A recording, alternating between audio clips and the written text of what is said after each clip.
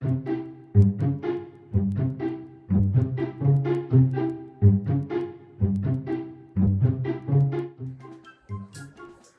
Tension?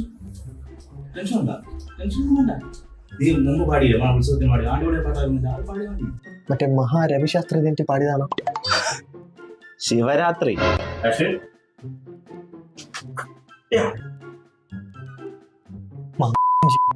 അവനും അടുത്ത ഞാൻ ഈടാ മൊണ്ണെ, നിന്നെ എത്ര പഠിപ്പിച്ചടാ?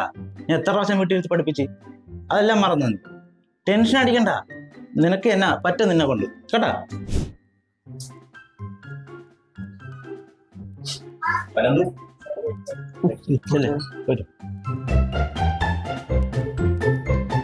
കുറച്ചൊരായല്ലോ പോയിട്ട് ചേർക്ക്, സംഗതിയൊക്കെ ഇട്ട് പാടായിരിക്കും. വരട്ടെ.